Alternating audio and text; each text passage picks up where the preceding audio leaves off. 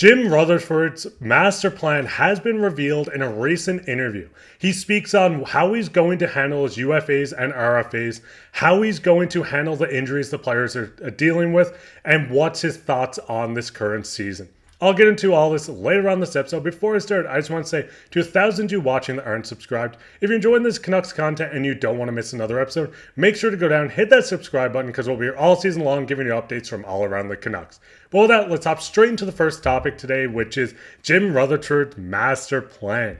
Now, we did do an interview with Sportsnet, and they asked him a fury of questions, so I'm going to go through most of the important ones.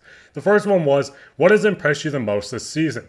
There were a number of things, but the thing that really got us started was the focus that Rick put on preparation for the players in the offseason, leading up to camp and having a good camp, having a good start and buying into the season. So I'm pleased with the working relation that coach and players have now and how they've worked together.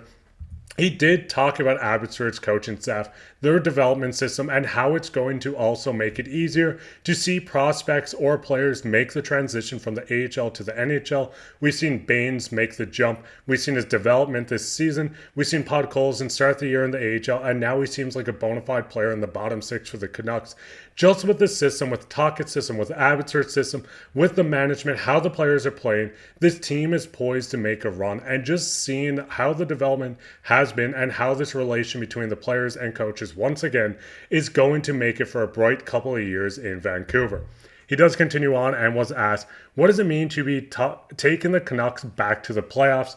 It means a lot to me. There's what we're here for. That's what we work for. That's what everyone wants. And once you get in the playoffs, any team has a chance to win a cup. Once a team gets that good roll, starts to feel really good, feel confident, and gets all the breaks. I've certainly been in Vancouver long enough to understand the frustrations of people over the years here. I probably feel happier for the people that have been here and have been frustrated more than I do for myself. Obviously, this is a great feeling as well, seeing that Jim does want to make a deep run. He wants the Canucks fans to be happy, and he wants to make this entire franchise and the city of Vancouver one happy group of people. He does continue on. The elephant in the room regarding playoff experience, especially among your core players, is multiplying as we near the end of the regular season. How much of a handicap could this be in the playoffs? Jim responds to this with, it can work for you, it can work against you. You don't know what's coming your way. The best way to win at a time is to play your own game. Do what you do best so that you can work in your favor. The inexperience can work against you. In fact, the pressure is too much for certain players, but until you get into it, you don't know. I love this quote because he does talk about how this team does lack some experience going into the Stanley Cup playoffs, but anything can happen. We've seen a young Florida team make a deep run last year to make it to the Stanley Cup finals. There's nothing holding back this Canucks team unless it's pressure, some of the players not performing. They have the roster for it. They have the coaching for it. Management did everything they can this year, and yes, Elias Pettersson might be struggling a tiny bit, but they've built this team to make a run, and other than the pressure, there's nothing that's holding them back. Starting goalie Thatcher Demko has resumed practicing, and Elias Lindholm-Rist is also on the road trip. With so few games remaining in the regular season, are you concerned you won't have your best team ready for the playoffs? I'm not concerned at all. I'm actually glad that we dealt with some adversity. We're definitely going to deal with some in the playoffs, but you know this, the team did a lot of good work in the first half of the season, and I believe we have a better team now than we did in the first half, but we've dealt with certain issues. The challenging things that have happened to us are going to help us in the future. And like this says, yes, Demko is out. Yes, Elias Lindholm's just health is in the air on how long he's going to be out. But this team has held together. I know they've had a couple rough games. They've had a couple outstanding games. But once this team does get Elias Lindholm back, once they get their starting goalie and Thatcher Demko back, yes, Casey Smith has had great games, but this is not their starting goalie. And once they have a healthy team, we're going to see once again another complete Canucks team, and like we've seen in the first half, and this is going to translate into the playoffs. Is it too early to talk about UFAs? You have 9 players on your roster eligible for unrestricted free agency, and we know you like several of them back. How soon might we get some of your top UFAs re-signed? We don't feel like there is any panic to get them signed because I've always felt that if a player wants to play with a certain team, they're going to sign with them, even if it's 2 days before free agency or if it's after free agency opens. If a player really wants to stay in Vancouver and play for the Canucks, obviously this is just talking about a lot of their players. I know Joshua Dakota is a big one. They have a lot of UFAs going into this offseason, and he does continue to talk about, like I said, Dakota Joshua, and they ask, is it fair to say that Dakota Joshua is at the top of your list? He says yes. I would say he's a priority for us. This is awesome to hear. Yes, there was a lot of rumors that Dakota Joshua might just kind of outvalue himself out of Vancouver with them being in their so-called cap crunch.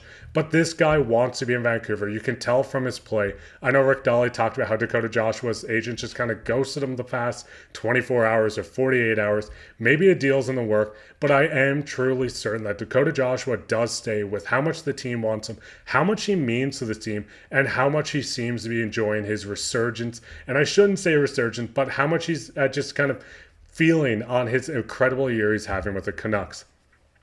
Has there been any developments regarding restricted free agent Filip Hronek? I know this is a tough subject for a lot of people. There's nothing I can tell you contract-wise other than the fact that we like this player and has brought a certain element to this team and helped us get to where we are.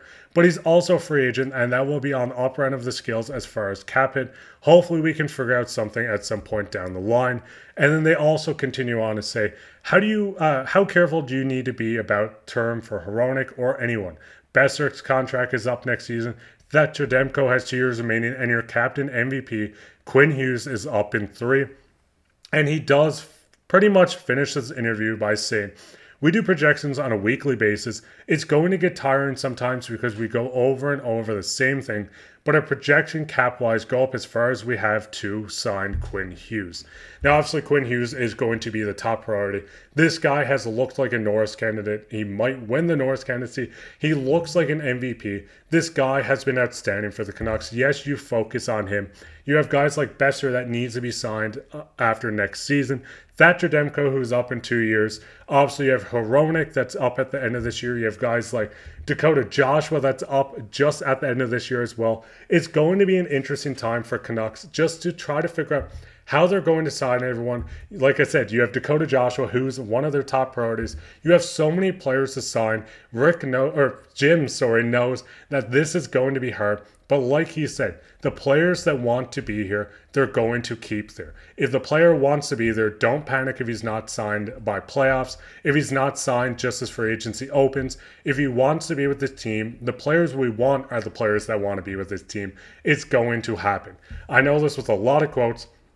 I'm slowly losing my voice. I'm getting over the flu, so hopefully you bear through this. But what's your guys' thoughts on all this? Are you still worried about Thatcher Demko and Elias Lindholm's injuries? Who's the top priority at free agency? Do you want signed? Is it Dakota Joshua, Hronek? What do you want to just focus on someone else that they don't have yet? And just let me down in the comments. But talking about comments, let's get into everyone's favorite topic, which is comment of the day.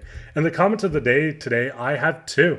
The first one said, Höglander should be the unsung hero. No one expected 20 goals from the season, and he pretty much seems as a throwaway in a lot of trades discussion last year. And then I also see, I'm for the Garland being the unsung hero. This guy's making things happen when he's on the ice. I agree with both of this, and I recently did do a video just kind of talking about how the Canucks have their end-of-season rewards, and one of these awards are the unsung hero. It's going to be quite hard. You have guys like Hronek who stepped up this year, Dakota Joshua, Garland, Höglander. There's so many guys to choose from, and it's going to be a tough choice. So let me know down in the comments everything I talked about. Let me know down in the comments who's your unsung hero of this Canucks roster. And while you're down there, make sure to leave a like, leave a comment, subscribe, share this with your friends. We'll be back with another episode tomorrow, and I hope you enjoyed. But with that, take care.